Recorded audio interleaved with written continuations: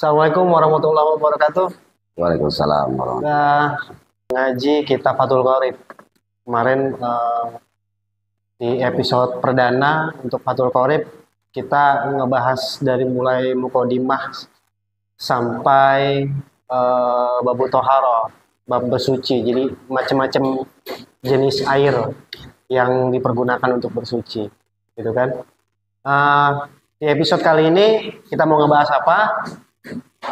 Langsung aja kita tanya sama Ustadznya ya, Ustadz Gunawan. Selamat sore. Iya.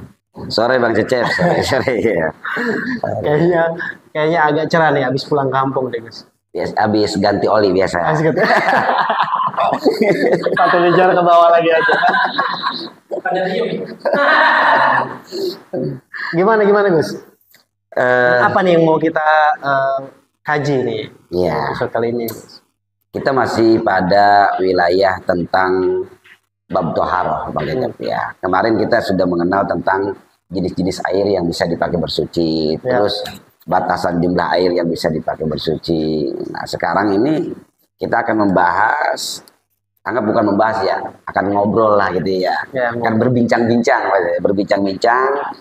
mengenai tentang benda yang mutanajis, benda-benda yang tersentuh dengan najis tetapi bisa bersuci, bisa dijadikan benda tersebut menjadi suci. Oh gitu ya. Nah, di antaranya di sini kita akan membahas tentang jildul mayyit. Jildul mayyit gitu. Berarti kita akan membahas tentang kulit bangkai. Kulit bangkai yang tentunya kulit bangkai ini notabene banyak digunakan oleh kita semua, baik untuk aksesoris atau apapun itu. Nah, itu nanti bagaimana status hukumnya akan kita bicarakan di matan takrib di sini.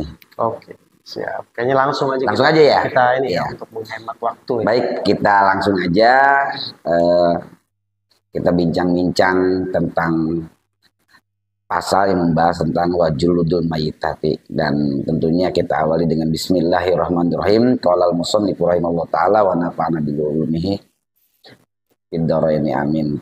Bismillahirrahmanirrahim. Faslun wajuludul mayyitati tathuru bid-dibag. Apa kita baca dulu semua ya? Tathuru bid-dibagi illa jildul kalbi wal khinjir wa ma tawallada minhuma aw min ahadihima wa admul maitati wa sa'uha najsun illal adami.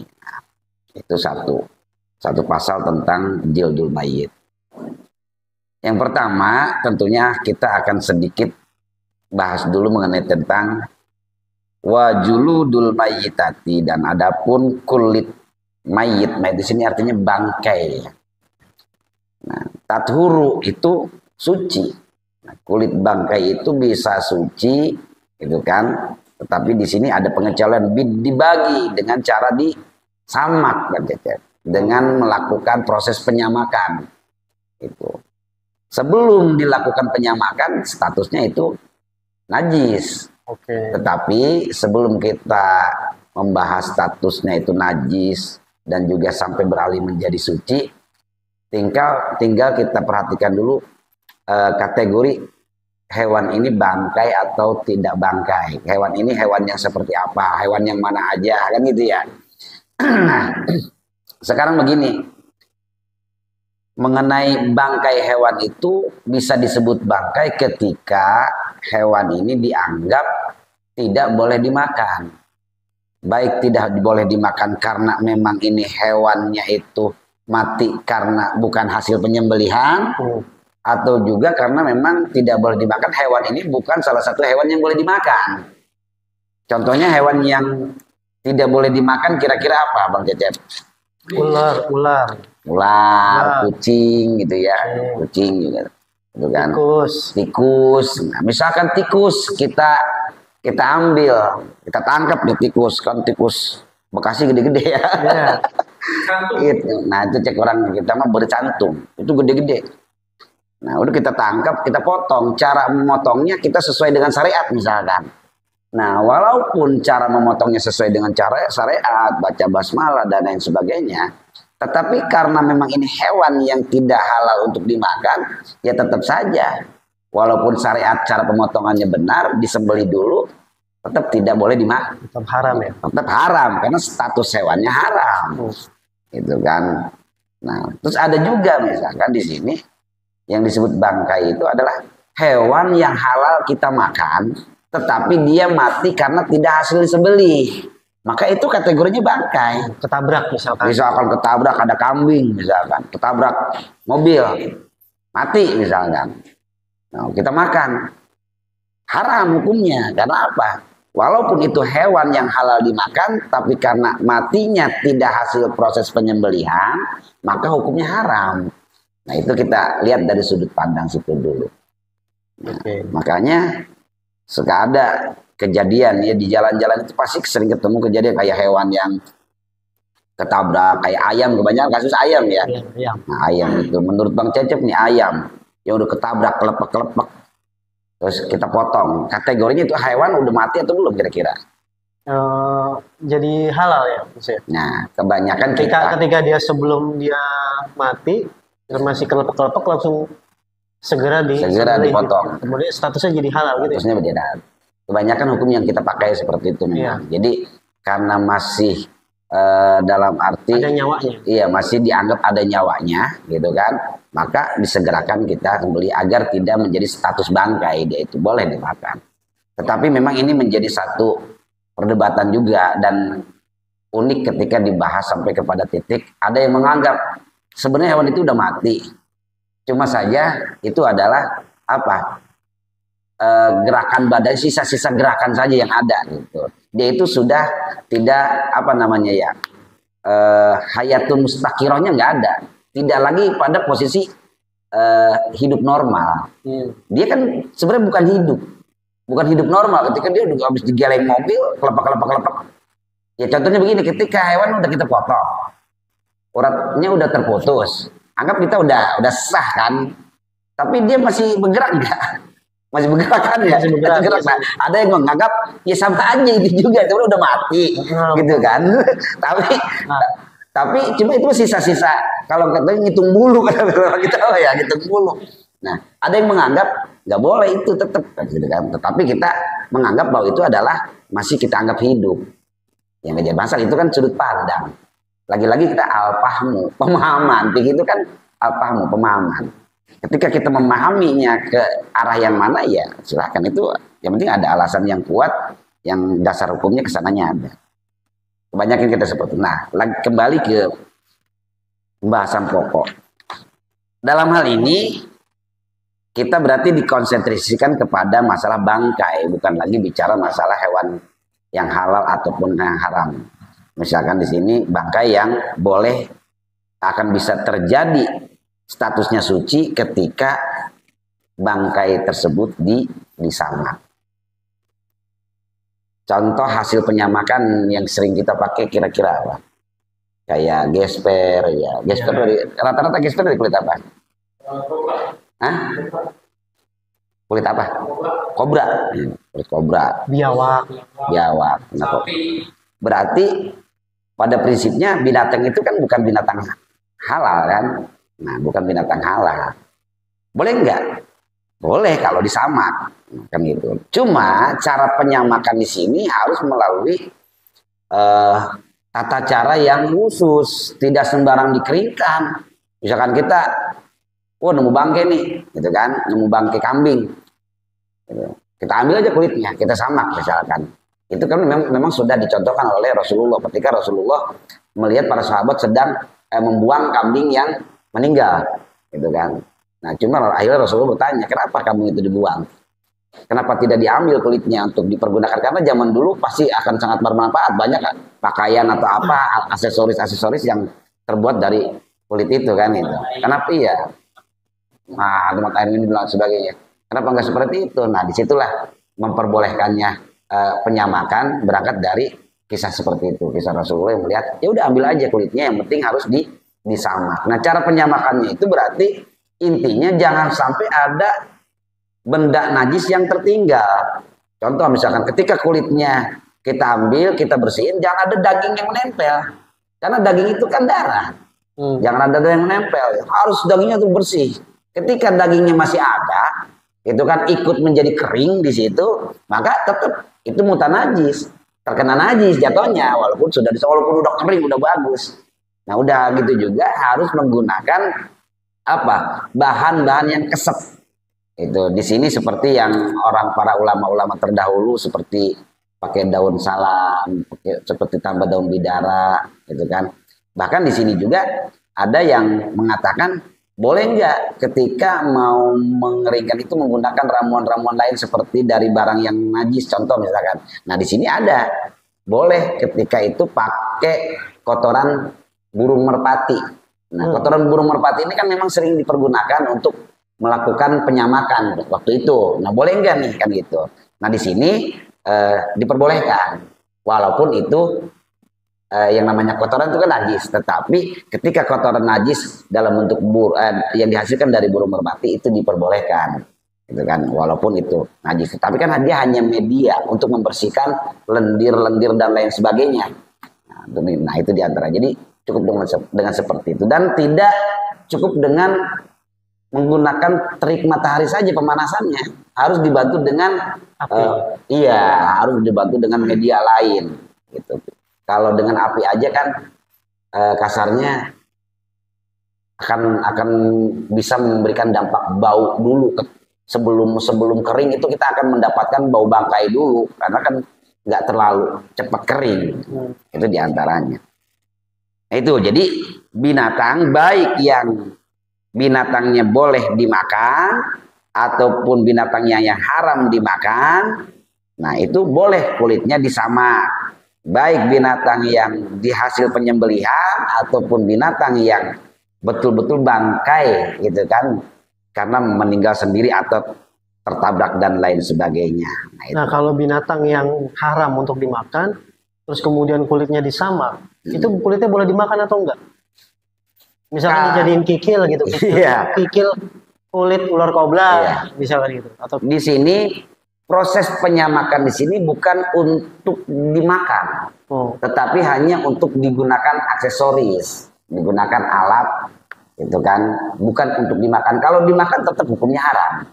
Kalau dimakan, wah enak nih udah kering misalkan kulit baya nih misalkan tebal, gitu yang tadinya mau pakai tas perempuan malah kita makan karena tebal gitu, atau buat obat juga nih bagus, obat kuat misalkan, nggak boleh, tetap nggak boleh dimakan.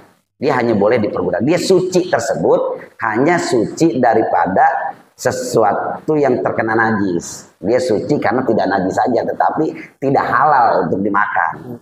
Kalau hewan yang halal untuk dimakan, maka kulitnya juga halal. Nah, baru. Nah, hewan yang halal dimakan, kulitnya boleh dimakan. Tetapi tadi harus melalui proses penyembelihan. Kalau dia hanya meninggalnya tadi tertabrak, walaupun itu hewan yang halal tetap tidak sah. Jatuhnya bangkai, gitu kan. Nah, kalau untuk dimakan. Nah, tetapi di sini juga ada pengecualian, Bang Cecep. Illa jildul kalbi wal hinjir, kecuali kulit anjing dan babi. Nah, kalau kulit anjing dan babi itu tetap tidak boleh. Tidak boleh disamak. Nggak boleh dia.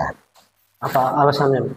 Ada alasannya? Alasannya ya karena memang anjing dan babi di sini salah satu benda yang baik dikeringkan ataupun tidak dikeringkan, dia tetap memiliki status najis. Masalahnya itu tidak bicara lagi pada wilayah status najis karena mutanajis, karena tersentuh oleh sesuatu yang najis, bukan. Dia itu binatang yang najis bukan karena disentuh oleh terkena najis. Dia memang pribadiannya, binatangnya itu sendiri najis gitu. Apa kepribadian ya? Masa binatang kepribadian? Gitu. Dia sudah menyandang predikat bawaan lahir. Bawaan lahir. Gitu. Jadi menyandang predikat binatang yang najis. Itu bukan karena tersentuh najis, bukan. Itu alasannya. Iya, ada aktenya ini najis gitu. Nah, tapi kalau ular, kalau ular tadi dia gimana? Kalau ular kan dia tidak tidak dinas di dalam Al-Quran binatang najis. Dia itu hanya binatang yang haram untuk dimakan saja. Oh, oke, oke. Dia Tapi binatang. kalau dogi sama pig itu Iya, itu baru memang najis. diharamkan. Dia ada nasnya di aturannya kalau itu kalbun wal hijr itu najis kan gitu. Oke.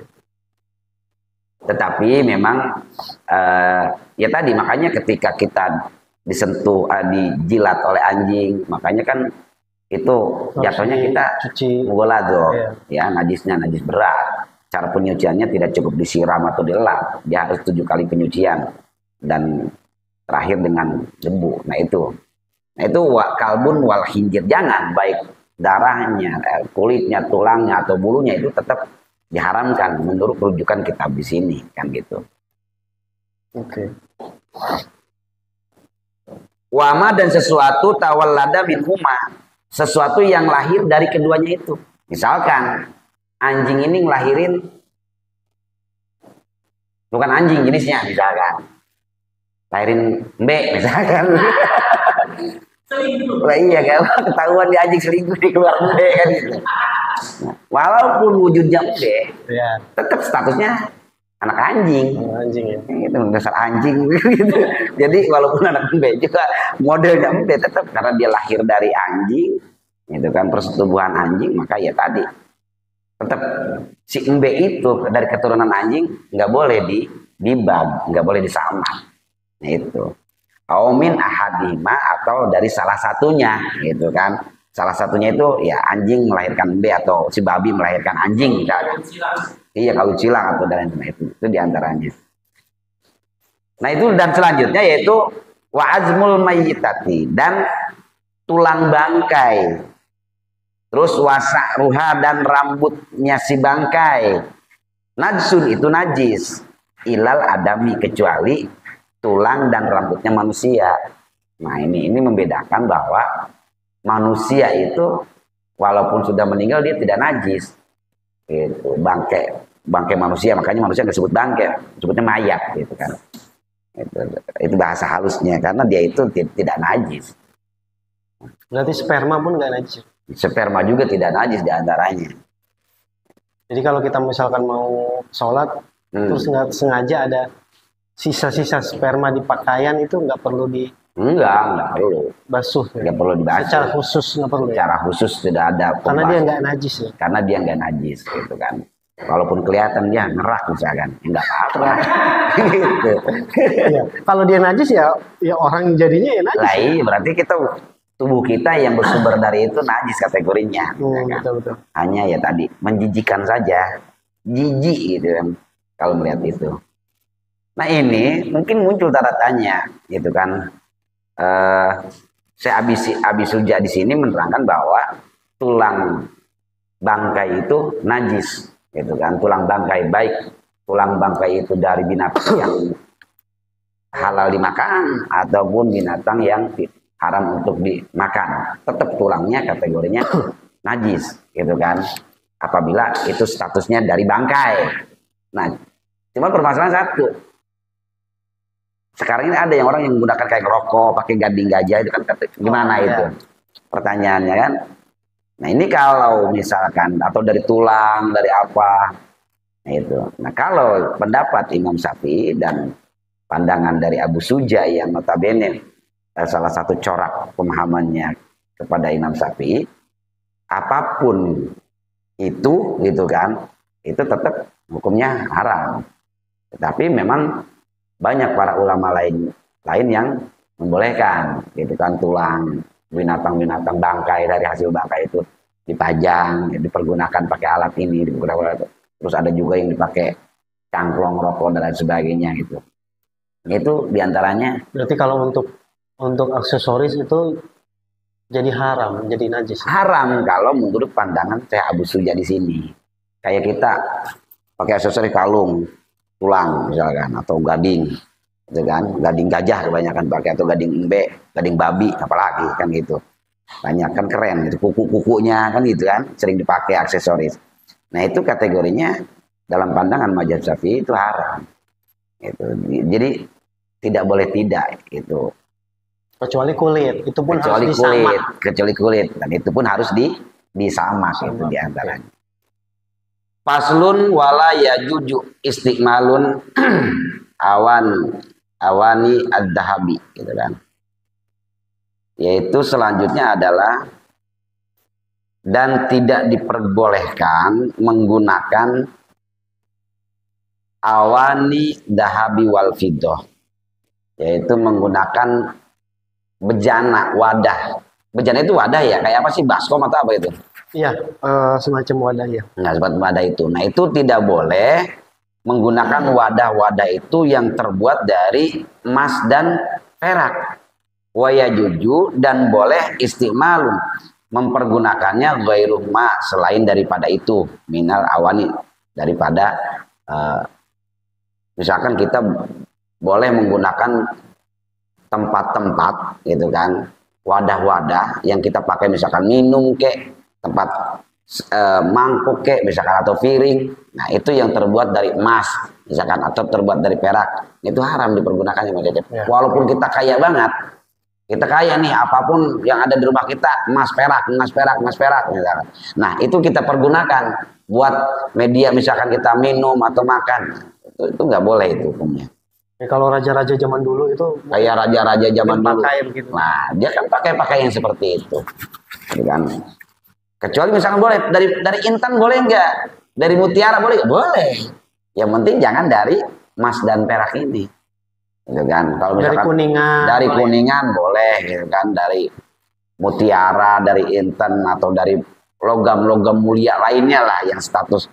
Apalagi misalkan dari titanium misalkan, supaya nggak panas misalkan gitu, atau dari uranium dari itu kan. Nah, itu nggak boleh gitu kan. Ketika walaupun misalkan benda tersebut tidak seluruhnya dilapis emas, atau tidak seluruhnya emas, dia hanya dilapisi saja, tetap aja nggak boleh walaupun dilapisi saja gitu kan. Nah, itu diantaranya. Dan selanjutnya adalah, ada pertanyaan nggak dalam hal ini? Nggak ada, lanjut ya. Wasiwaku, dan adapun siwak mustahabun. Nah, pasal selanjutnya adalah kita akan membahas atau memperbincangkan tentang siwak mustahabun yang disunatkan fi kulli halin, pada setiap waktu. Nah, ini permasalahan siwak. Siwak itu berarti apa ya? Nyikat gigi.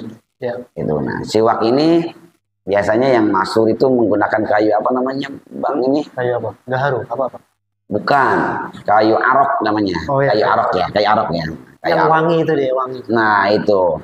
Kalau kita merujuk pada kesunahan secara kafahnya itu dulu para salafus soleh menggunakan dari kayu arok. Dan kayu arok itu memang tidak sembarang tidak sembarang kayu. Gitu kan. Jadi dia memiliki khasiat tersendiri. Yang pertama, ya setelah saya baca-baca itu, yang pertama itu untuk memperkuat gigi juga, untuk menghilangkan plak-plak juga, terus untuk menghilangkan bau-bau juga dan lain sebagainya. Nah, itu secara kualitas kayunya juga memiliki manfaat itu. Tetapi di samping daripada di luar manfaat tersebut, memang dianjurkan untuk bersiwak. Itu tidak harus menggunakan kayu tersebut. Kalau misalkan kita mau melakukan kesunahan, gitu kan, cukup sunnah bersiwak, ya pakai apa aja. Tetapi abdoliyahnya, gitu kan, ketika kita ingin sudah kesunatannya mendapatkan, sudah khasiat dari kayu itu kita dapatkan, itu sudah juga itba'ur rasul, juga mengikuti rasul juga kita secara keseluruhan. Apalagi berarti lebih abdol. Nah, itu harus menggunakan kayu tadi. Kayu arok namanya. Itu jadi itu, dan cara menggunakannya juga ada. Contoh misalkan kita disunahkan jangan sampai terlalu pendek dan juga jangan sampai terlalu panjang. Kalau terlalu panjang kayak bawa tuturus misalnya ke masjid bawa. Iya. Pedang ya. Orang bawa itu bertongkat apa siwak kali itu. Pas kita bawa langsung. Jadi nggak boleh.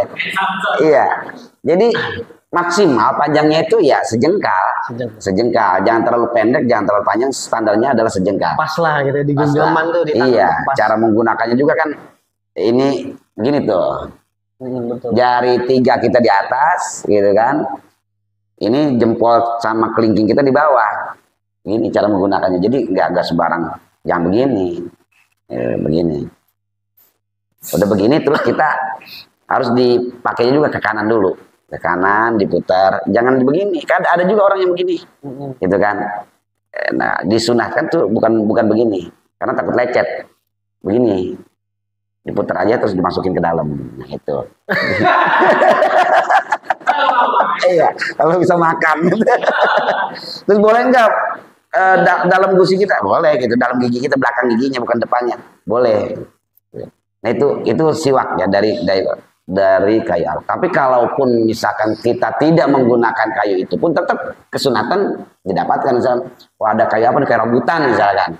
Nggak ada kita nemu ini ya nggak apa-apa pakai kayu rambutan. Kita bersihin, yang penting dibuat sterilnya. Berarti kalau kayu rambutan itu khasiatnya beda dengan kayu arak tadi, tetapi kesunatannya tetap dapat. Nah itu, jadi siwak itu seperti itu. Oke. Ada pertanyaan dari siwak. Kayu mangga bisa gitu ya? Kayu mangga bisa. Cuman ntar gigi kita getak mulu. Pas habis nyur tuh pada hitam. Itu kayak malampir. Jadi nanti sunnah yang memadaratkan ya. Iya, betul, Nah, iya. betul. Sementara yang namanya sunnah itu tidak akan memberikan efek madarat. Nah ini kalau memberikan madarat. Jadi walaupun diperbolehkan menggunakan jenis kayu lain, Iya, tapi yang safety.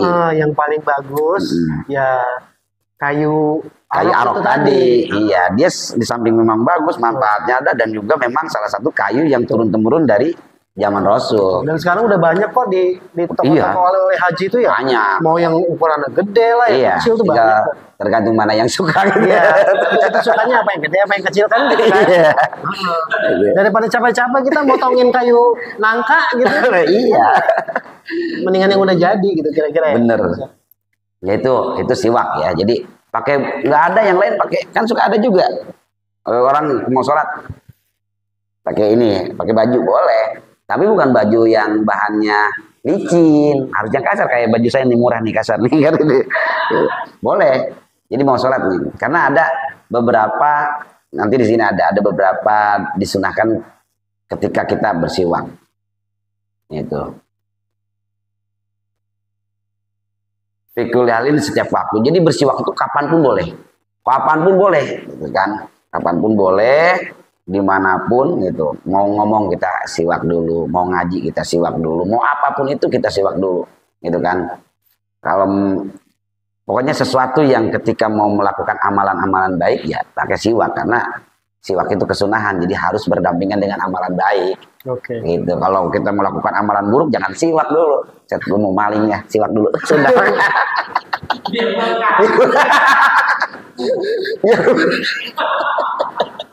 Biar yang punya nggak tahu gitu kan. Iya. Kita maling nggak tahu gitu. Iya. Itu. Jadi karena malingnya maling apa ya, maling yang taat kali gitu, maling taat jadi tukang maling, sunah dulu jadi ya, nyunah dulu jangan. Nah di dalam bersiwak di sini walaupun boleh setiap saat gitu kan, di sini illa ba'da zawali. Nah kecuali ba'da zawal, saat tergelincir. Kalau tengah hari itu memang tergelincir ya, tergelincir matahari. Nah saat tergelincirnya matahari di situ itu lisoimin, hanya untuk orang yang berpuasa. Nah soalnya apa? Takut muncul pertanyaan, kalau puasa boleh nggak siwak? Misalkan begitu. Ya boleh-boleh aja gitu. Cuman ada saat-saat tertentu di mana itu dilarang untuk bersiwak, gitu kan.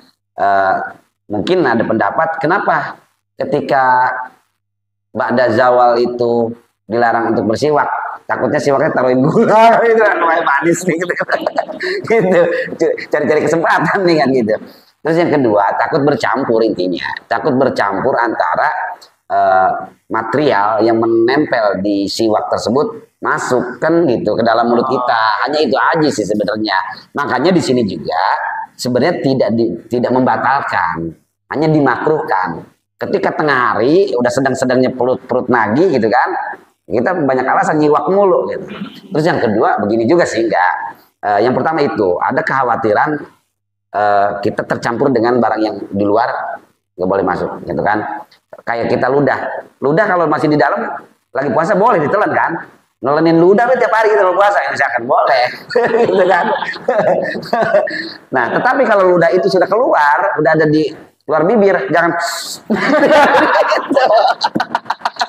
Lah ini dulu, aduh sayang nih, jangan. Jangan diseruduk lagi, jangan. Itu batal karena sudah ada di luar area. Nah gitu, itu yang pertama. Offset gitu, dia udah offset masuk pakai baik. Nah terus udah begitu, yang kedua apa namanya ya? Kalau lagi puasa itu memang hal-hal ketika fungsi siwak itu kan yang pertama untuk menghilangkan bau juga. Puasa itu kan baunya nggak boleh dihilangin sebenarnya kalau puasa, benar nggak? Iya.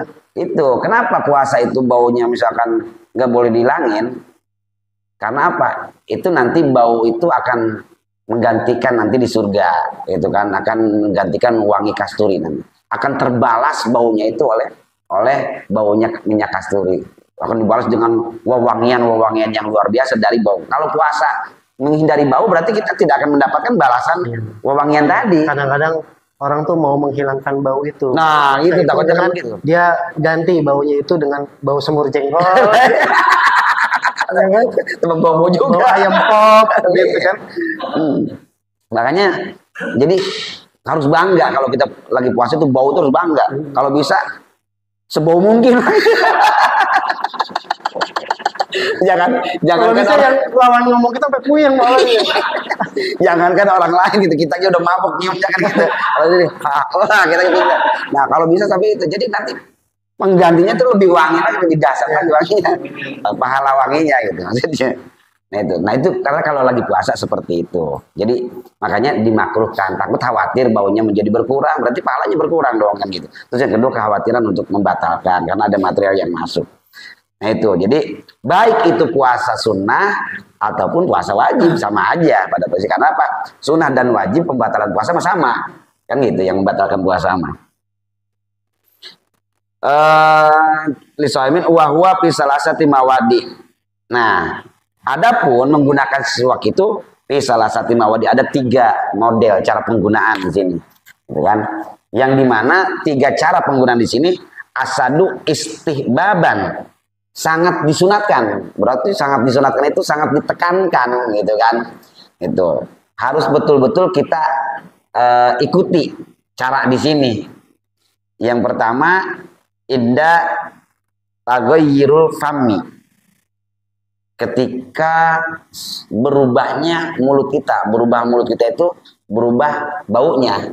Udah datang waktu bau mulut kita. Nah ini bicaranya bukan sedang puasa berarti kan? Tadi bicara sedang puasa. Mulut kita lagi bau, siwak. Nah, ketika datang mulut kita bau, siwak. Datang mulut kita bau, siwak. Nah, itu yang pertama. Tetapi ada kekhususan juga. Min azmin. Baunya itu min azmin karena kita nggak makan, telat makan gitu. Kan biasanya kalau orang bukan bau karena tadi, bukan bau karena jengkol. Ya, hati-hati juga. Misalkan ada mulut bau banget. Kalau alasannya belum makan biasanya ya katakan itu. Kalau mulu bau banget, maaf makan pete, nyiwak bukan. Jadi bau di sini adalah di min azmin, gitu kan? Dari telatnya makan, lamanya makan, gitu. Orang lama makan bau, gitu kan? Wageriha dan selain daripada itu intinya bukan bau karena kita boleh makan dari makan makanan yang makruhat, misalkan, atau makan makanan yang haram, habis minum, misalkan intisari, bau nyiwak, habis minum arak misalkan atau apa, mau barang mabuk-mabukan, kan bau misalkan, nyiwak ngilangin bau ini nggak boleh, gitu. Jadi kesimpulannya siwak itu bisa mengurangi bau itu ya. Iya, itu yang pertama, siwak itu mengurangi bau, diantaranya kalau pakai tadi. Itu kalau pakai kayu arok tadi. Nah, terus yang kedua, wa indal qiyam. Ketika kita baru bangun minan naumi dari tidur. Nah, bangun tidur langsung siwak. Itu yang pertama, ketika datang mulut bau siwak, Terus yang kedua, diharuskan ketika bangun tidur langsung siwak. Dan yang terakhir adalah wa indal qiyami ila sholati, dan ketika kita mau melaksanakan sholat sebelum takbiratul ihram berarti kita siwak dulu. Itu jadi ada tiga langkah, tiga situasi itu ya, tiga situasi sangat dianjurkan untuk bersiwak gitu.